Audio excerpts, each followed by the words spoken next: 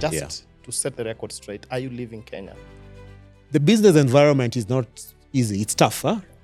And in that tough environment, some other organization find that they cannot handle it.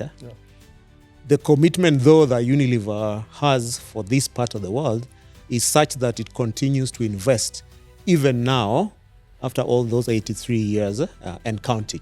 Now, the national tax policy poses a situation whereby we get stability at least for a 5-year period.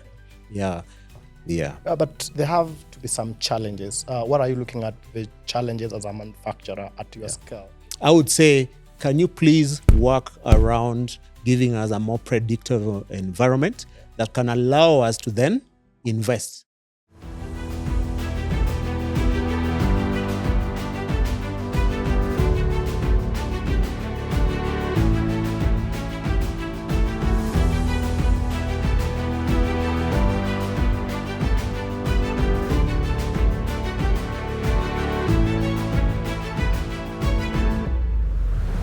Welcome to the Business Beat, Kenya's biggest business podcast. We give you access to business leaders and the captains of industry who move and shake the East African business landscape. I'm your host, Paul Wafula. On this episode, we host Luck Ochieng, the managing director at Unilever East Africa, a role that puts him in charge of the P&L of Unilever across the entire region. Luck, welcome Paul. to the show. Yeah, thank you. I mean, you need really not much introduction. But for those who don't know Luck is a managing director at Unilever East Africa, a role that he has, puts him in charge of the P&L of Unilever East Africa. This is a significant role. And Luck has done quite a number of things. If you didn't know, he's been a global business leader for more than 20 years, and his experience spans across various blue chip companies. Talk about Safaricom. He's been there. Bati Airtel, when it was Celtel and Zain. If you remember those days, then Luck was there. He's worked in different countries, industries, geographies, and other cultures. Luck, have I done justice to your introduction? Hey, you've been very generous. Thank you. Thank you for the intro. Yes. You're welcome to the show. Yeah, thank How you are very you much. feeling today? Oh, I'm okay. I'm relaxed. It's Yeah. a chilly afternoon, but it's a good one. Yeah. I mean, Unilever is such a big operation, but just for us to understand your day, how is it like? Yeah. What do you do here at Unilever East Africa? Okay. So let me start by introducing myself formally. My name is Luck Ochieng. On the business front, I'm the general manager and I look after Unilever East Africa. That consists of Kenya, Tanzania, Rwanda, and Uganda. But at an individual level, I'm a father, I'm a husband, I'm an elder in my village, and I'm a leader in the business as well. Yes. Yeah, so just a typical day for you here at Unilever, Yes. How does it look like? Well, my typical day essentially starts with me getting to the office, usually around 8. Now, depending on the day, if it's like a Monday, we have a bonding call with the team across the whole region, which we get into. And that takes about 45 minutes. And once that is done, then we get into the usual sessions, meetings, reviews. I have the privilege of getting to connect with the team here in Kenya, but also get online and connect with the team that is sitting in Uganda, for example. And then later on in the afternoon, on Mondays, generally it's a connection that we have with the rest of the team across Eastern West Africa. Depending on the day, my day would normally end at about 6. But some days when I have an evening function, then you can go till late as well. Yes. So how do you say today has been a good day? Today I've really done nothing. Yeah. I'm a very competitive person. Yeah. And I like winning. And for me, a good day is when we are winning. And winning comes in terms of how much money we bring in. Yeah. Yes. Okay, talking about money and scale, I mean, some of us really cannot appreciate how the size of Unilever, in terms of the scale, its investment, what it does in this market and in the region. Yeah. The kind of investment you have, even the staff or the people you look after. right across the value chain. Could you just try to help us understand just the scale of Unilever so that we know what we are talking about? Okay. Unilever, of course, is a global organization. Yeah. In sub-Saharan Africa, we have 5 manufacturing setups. And these 5 are South Africa, there's Kenya, there's Ethiopia, there's Nigeria, and then there's Ghana. Now, from this setup here in Nairobi, this factory then serves the rest of the East Africa region, consisting of course, Kenya, Uganda, Tanzania, Rwanda. And also we have the privilege of also exporting beyond the East Africa region. We, for example, supply some of our Royco products down to Southern African states, and also a few shipments that we do across to the diaspora, to the US and such. Yeah. Talking about Royco products and others, probably just help us understand, like, what would you say is your most successful product, or the product that you know very well that the market, if you were to walk on the streets, they would be saying that is Unilever and it's done justice to it? Yeah. So Unilever essentially has 5 divisions. Ice cream, then we have beauty and well-being category, then we have personal care, we have home care, and we have foods. In this factory here, we produce 4 of those. We produce food products, of which Royco is one.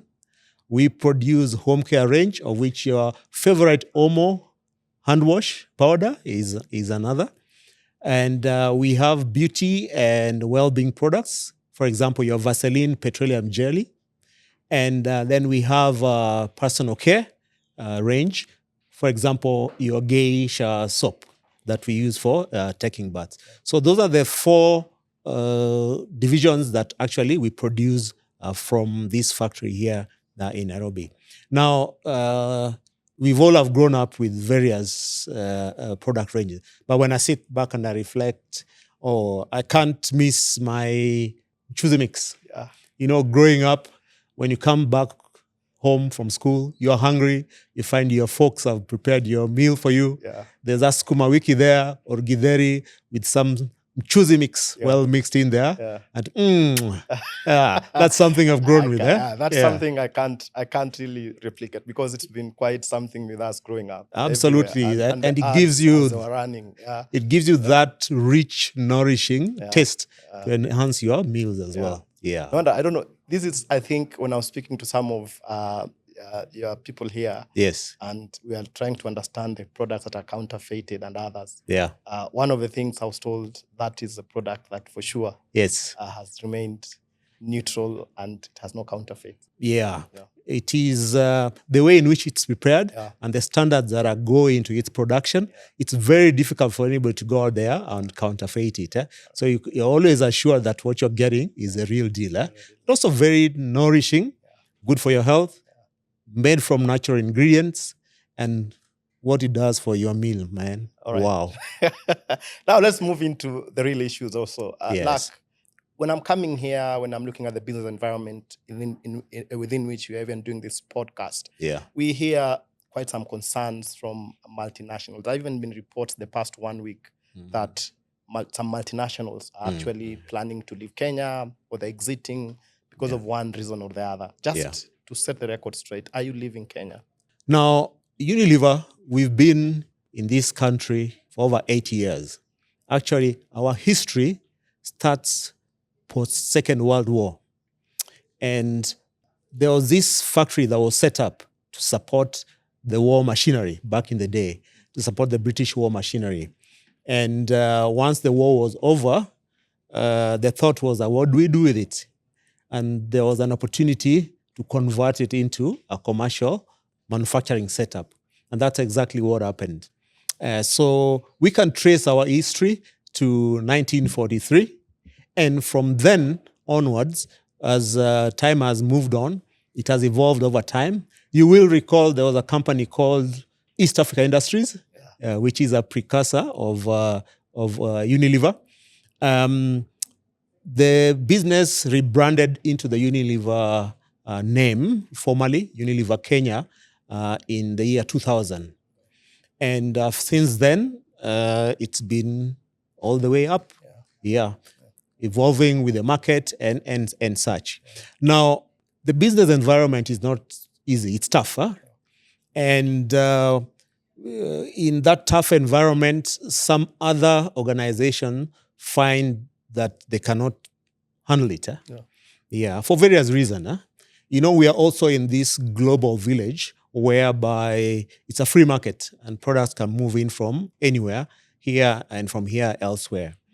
The commitment, though, that Unilever has for this part of the world is such that it continues to invest even now after all those 83 years and counting. Yeah. But there have to be some challenges. What are you looking at the challenges as a manufacturer at your scale? Yes. What are you seeing? What are you dealing with on a day-to-day basis? And how are you navigating these challenges? Yeah, Kenya is a very attractive manufacturing center because from here you have access to a very wide range of markets. If you look at East Africa, the population is, when you put it all together, it's over 200 million. The population is very young as well. And that mix and a very vibrant environment where you find the development of technology, for example, and how the Kenyans have embraced technology into our way of life. If you look at some of the developments that are coming up across the region, take Uganda, for example. Uganda has just discovered oil and they're about to do the extraction and export. If you look at the population that is sitting in Tanzania and the opportunity that presents for commercial opportunities like us. So you find that Kenya is really well placed to be the place to set up, to be able to access the rest of the region. Yeah. And despite those positives, we also face headwinds in terms of operation in the market. I would say the first one is probably a situation where you don't have a reliable or consistent tax and policy environment. And an organization like ours, you need a place where the tax and fiscal policy environments are predictable, to the extent that then you can plan for the long run. So that's a clear challenge. The other one also is just the cost of doing business. If you were to benchmark the cost of electricity between Kenya and the region, you'll find that we are already like 70% off versus our neighbors, for example, Uganda. If you bring in a market like Egypt, where the government provides a lot of incentives to manufacturers, so you find that it's actually cheaper to produce elsewhere versus producing here.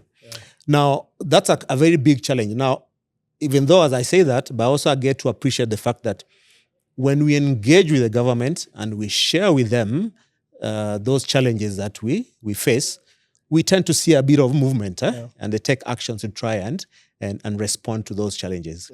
If you were to speak to a policy maker today, maybe as we just started implementing the 2025, 2026 budget, but if you had to meet one and just have a conversation today, what would you say are some of the policy gaps that have to be addressed so that manufacturers like yourselves can continue thriving and being here for another 80-something years? The first one, as I said, is about getting a predictable tax environment. Now, the national tax policy poses a situation whereby we get stability at least for a 5-year period. We find that the challenge, so while the policies are in place, the challenge comes in the execution or the implementation of that. And I would say, can you please work around giving us a more predictable environment that can allow us to then invest and more in the market? The second thing is this famous animal called pending bills. So in our environment, the pending bill manifests, for example, in tax refunds. Because of the manufacturing setup that we have here, we do half of what is produced is exported. Apart from us bringing Forex, we also create employment for our people here. But then there's a need then for us to be able to get refunds.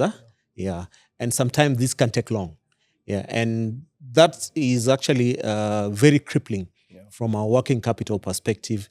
You find that we have opportunities, for example, now, we see opportunities across East Africa to invest even more. Yeah. But then we are forced then to go to our parent company to look for money. Meanwhile, we have money tied up in form of refunds, for example. So that's another area where we are seeing we could get a lot more support. Yeah, let's switch up gears a bit into the world of sustainability. And I mean, this is a big buzzword everywhere in Kenya and I mean, in the region. Everybody is now embracing these sustainability agendas, speaking about it. But then as we have sustainability coming into the business environment and people becoming very cautious and keen on what is happening in their space, we also hear stories about greenwashing, and that has also crept in, and it's running side by side with the sustainability agenda.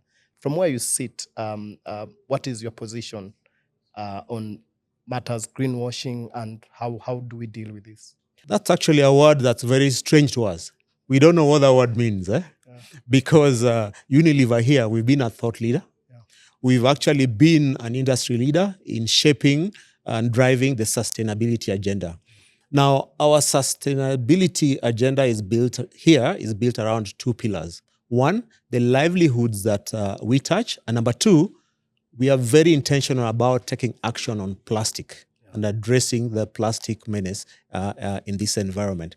So we are actually helping to shape what is happening in out there. We are putting our money where our mouth is. To the extent, apart from being able to influence what happens in the industry, we put money behind looking for partners who we can work with to actually complete that circularity that we talk about.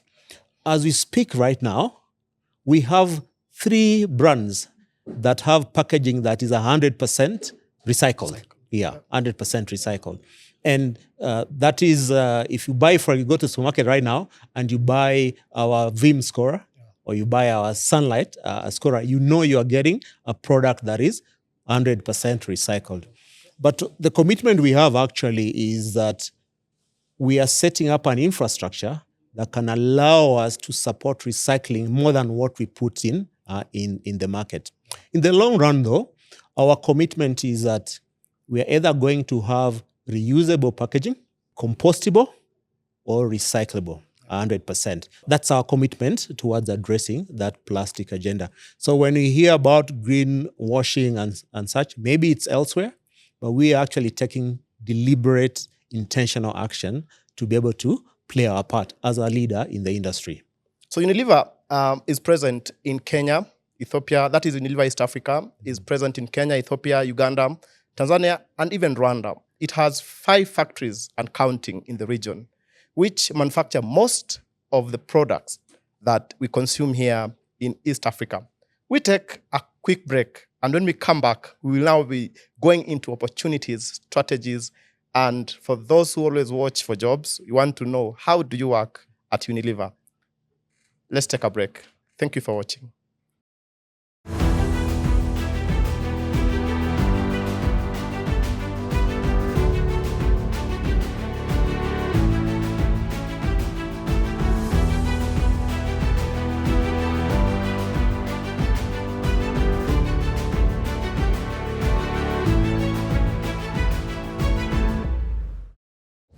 What should we expect from Unilever now, going forward?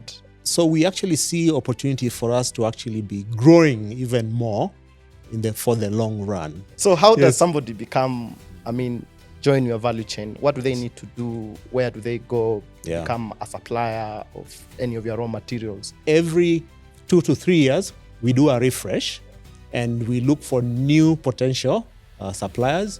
We take them through our requirements, and that sometimes requires training as well.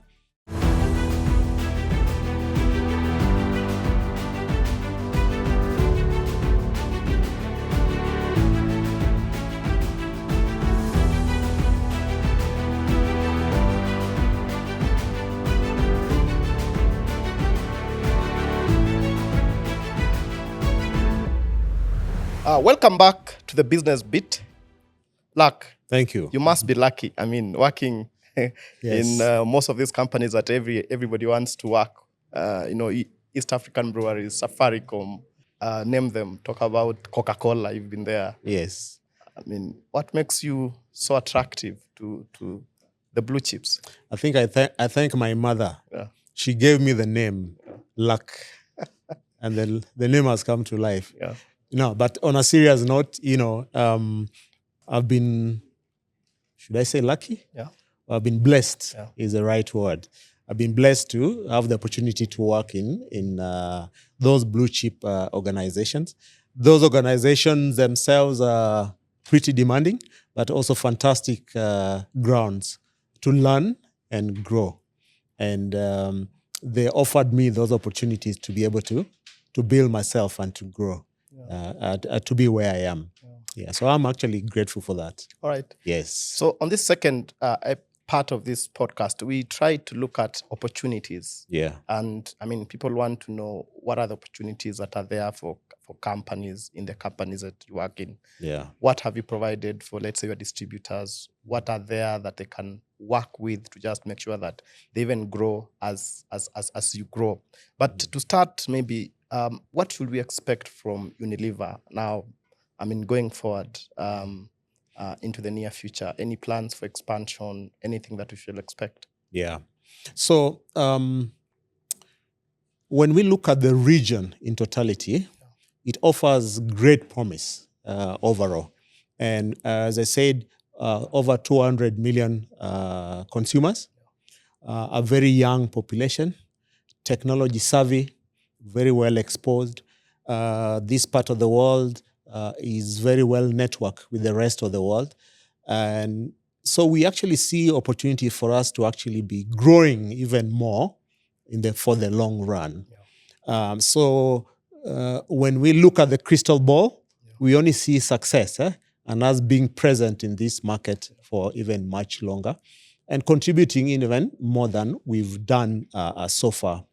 Now, we have a factory here, and from this factory, we employ over 800 people, okay? Both management and factory staff.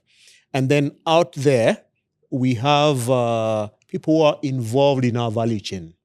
So if I start maybe with the customers that we have, our products get into 100,000 plus retail points. Yeah.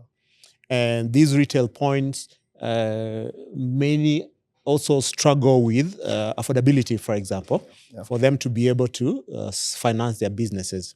So one of the things we've done is to partner with the financial institutions and offer credit facility to those retailers who need it. As we speak, we have about 15,000 retailers who are benefiting from such a scheme. And then apart from that, if I come closer, we operate with 18 distributors nationally. Yeah. And these distributors employ over 5,000 Kenyans to be involved in supplying and serving 100,000 retailers that we work with. So those 5,000 also have the families that actually they are supporting. Yeah. And that's something that Unilever does. But then if I go down the value chain, from a sourcing perspective, we actually are very intentional about localizing the procurement of raw materials that come into producing our products. So let me share some numbers with you. Right. In the year 2021, we had 70% of the raw materials going into our production being imported. As at the end of last year, or the beginning of this year, we flipped that number. 70% of the inputs is now being sourced locally versus what it was before. How did that happen? We were actually very intentional about it. We went through our raw material sourcing and we identified what we are getting from out and where there was opportunity to switch to local or where there was a good enough substitute that we could source locally versus importing from out. Now, why were we doing this? Number one, it's an alignment with what our purpose really is about, positively impacting the communities where we operate. So it is an alignment to that. And it was actually doing the right thing. So imagine a situation where we are pumping in 6 billion shillings into the local economy through local suppliers. And that's what we've been able to achieve. Now, that journey was not easy. It was not simple, because many times you find that when you start going local, then you're dealing with SMEs. Now, the SMEs have certain limitations, and those limitations include, for example, being able to provide the volume that we are looking for and also the quality that we are looking for. So it then meant that we needed to support them to scale. Now you're talking about money. You move into more of the financing space. So through the partnership that we have with our banking partners, we are then able to provide supplier financing solutions to allow those vendors to be able to supply us. If they need additional credit to be able to support the volume that we are looking for, they're able to get, because we give guarantee to the banks as well. All right. So 2 things there that come out, and I see opportunity there. Now you're at 70%. Yes. It means there's still some 30%. Yes. So how does somebody join your value chain? What do they need to do? Where do they go to become a supplier of any of your raw materials? Where do they need to be? And, what do you expect from them if I really want to join the Unilever value chain as a supplier? So we have a very rigorous process to be able to vet and recruit suppliers into our value chain. So we have a procurement team whose job it is actually to go through that. And what they do is that every 2 to 3 years, we do a refresh and we look for new potential suppliers. We take them through our requirements, and that sometimes requires training as well. So we have this program with SME Support Center, for example, where we take potential suppliers through training into what our requirements are.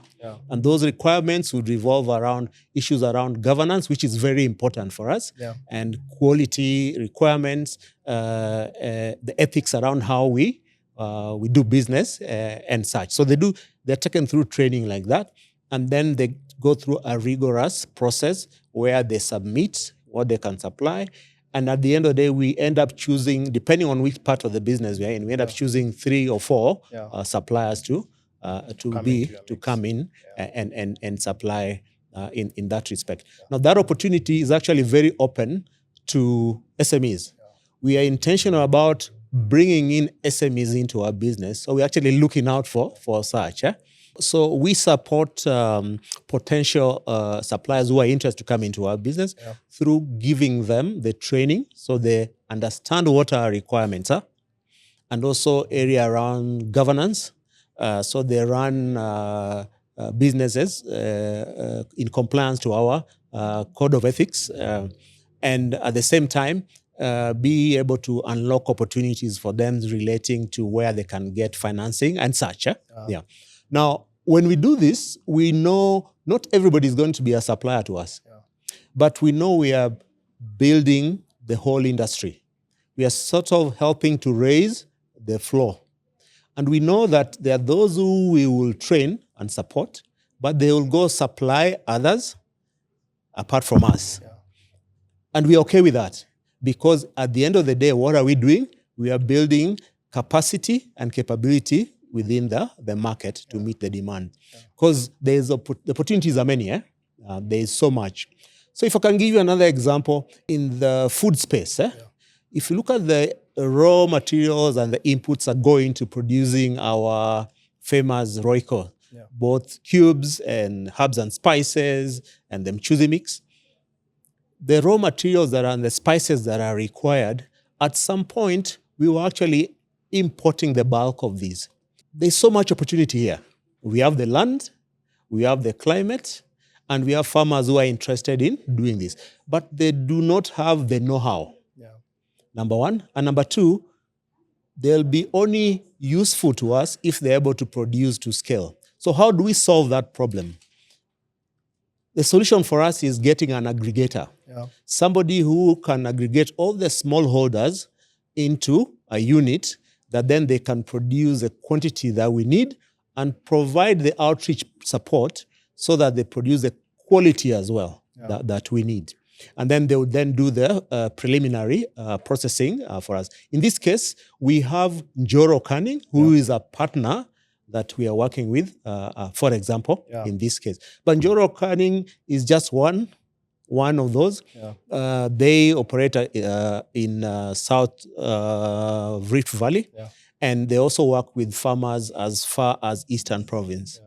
But they are also not meeting all our needs. The opportunities are even more.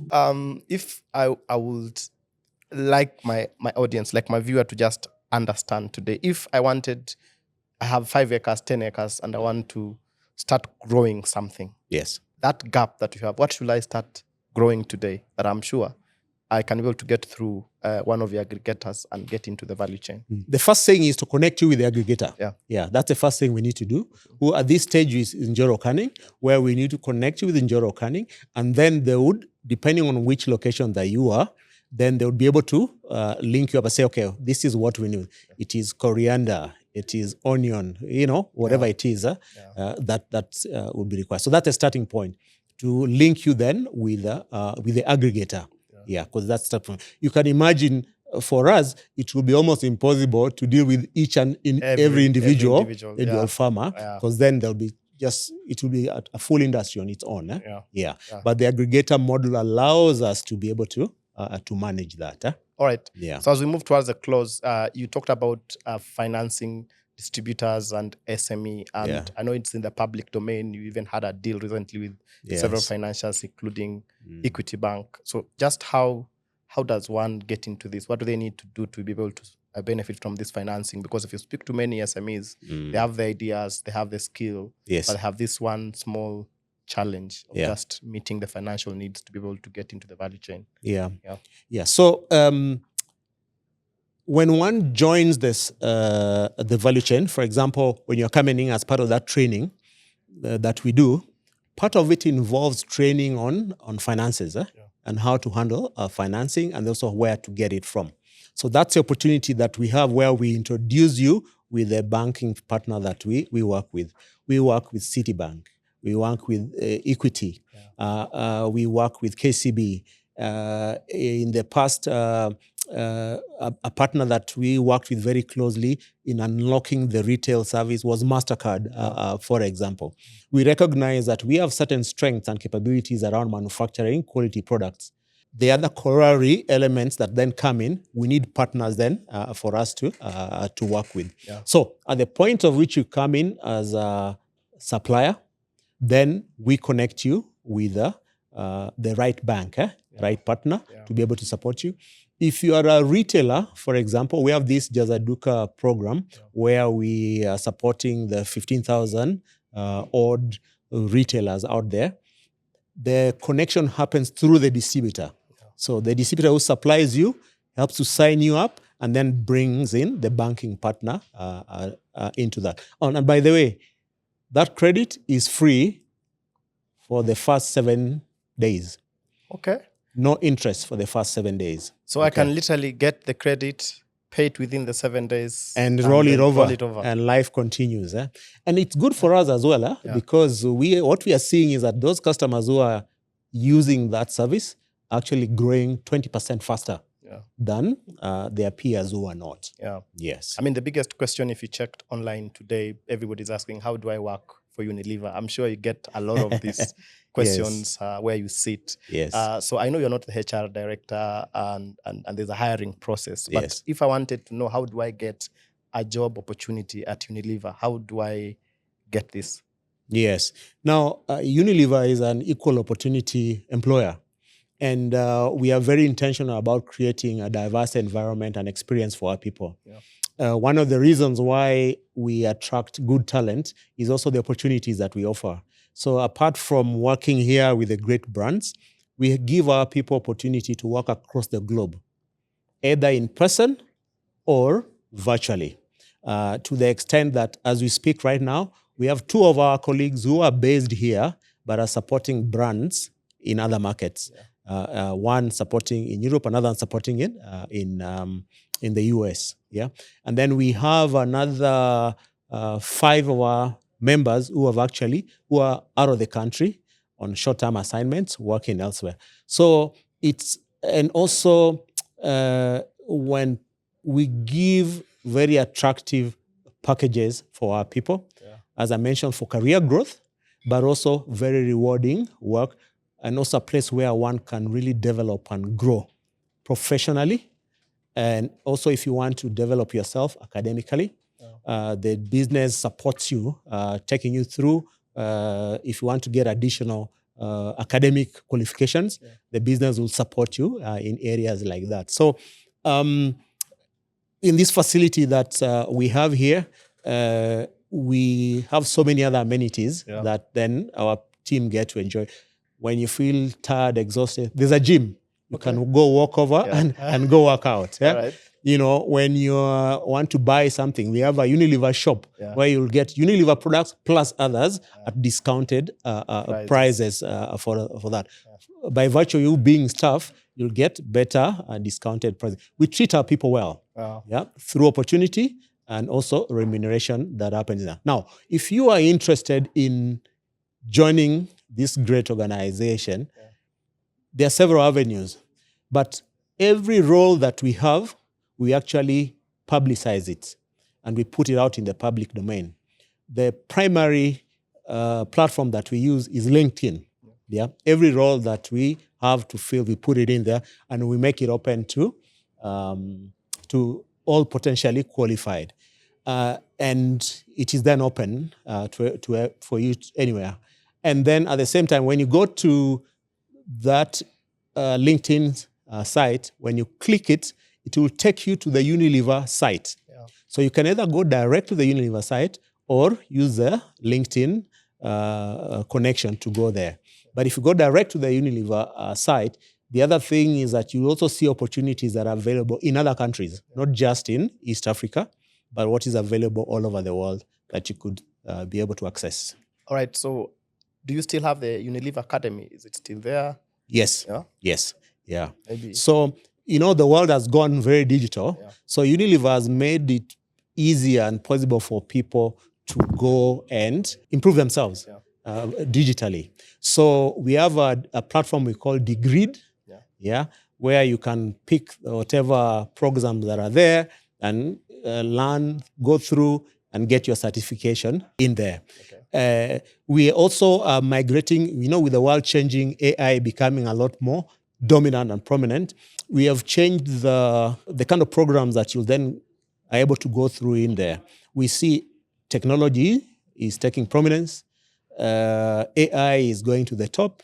And are you ready as an employee to compete and succeed in a world that is really run through AI? Yeah. And are you able to manage in that aspect? So Unilever allows you and gives you opportunities to develop yourself for that. Right. Apart from the professions that you are, so depending on which function you are. So if you're a finance person, there are programs for finance. If you're a marketer, if you're somebody who is in supply chain, so you get opportunity to develop and grow yourself. Or if you're looking for generic leadership programs that allows you to grow yourself in terms of managing the other people in the business. So those opportunities are actually available for you. All right. So the last question, this is coming, usually it's off the topic. Yes. So I'll ask you one question. Yes. Then you can ask me any question that that you have, so that I can also attempt to answer any question that you have. So you told me you're a family man, and if you were to advise your son or daughter today, to invest, where will you tell them to invest, looking at it into the future? My son, my daughter, they're still young. Yeah. So the biggest investment that they can make is in their education, but it should be technology-led investment, where they prepare themselves to be the people to shape what happens in this AI world that we are in. Yeah. Yes. That's a good one. And where are you putting your money? Where am I putting my money? Yes. In paying for their school fees for that. Yes. I have, my son is doing a program called game design. Okay. And essentially, it's around designing programs that support visualization of analytics for businesses. Yeah. My daughter is one of them, is doing maths and physics. Yeah. And there's a slant towards analytics. The other one is doing business analytics. Wow. Yeah. Okay. So they're all skewed in that way. So it looks like they've heard my advice as well. Yes. Okay. Yes. All right. So this is a point to ask a question, as long as it's not a hard one. So long as it's not a hard one. Yes. What's your typical day? All right. As a content creator, as a journalist, you are always looking for the next story. So you wake up, you want to understand what is the biggest story in the world. I mean, if it's Iran today, something happening there, you want to know, how does this affect me? How does it affect the reader that I'm speaking to? So you have to read about everything around that space, ask questions to experts who understand your politics and everything else, and then come and contextualize a story that makes sense. So you're always thinking about your audience, that is your reader, and thinking about what do they care about, what do they want to know, what are they missing in their content needs. So basically, I'm always chasing the next story, talking to captains of industry like yourself, just to get the insights and trying to add into the knowledge economy that we are all aspiring to get into. Okay, All that's right? good. Yeah. A follow-up question to that. Okay. With all that, then you pick. Yeah. You speak to industry captains, you read widely, you have a grasp of what is happening globally. For us as Unilever here, what would be your advice on how we can continue our success? Wow. That's a hard one. But I think the thing that you've already done very well and that you can keep doing is making sure that you connect to your customer. Being out there listening to that customer, what they want, and meeting them at their need, at the price point. As things change, you are there with them. Because we see a lot of things changing, sometimes just a flavor issue. Sometimes it's just people moving away from one way of doing things to the other. So you want to keep being agile and just moving as a market grows. One way I look at it is just going to the, you have this, when I go to my supermarket, I always find the brand ambassadors for different brands, and I'm talking to them, I'm asking them, why should I buy this product that you are promoting today and not the other one? Yeah. So I want a situation whereby you can walk into a space where people don't even know who you are, and just look at how your products are moving and the reason why, as a customer, I'm picking the other product and not the other. But I think you are where you need to be, and I'm happy with the fact that you have gone local sourcing, because that was a real concern. Like everybody was saying, hey, you have Unilever here, what are the opportunities that we can all get in?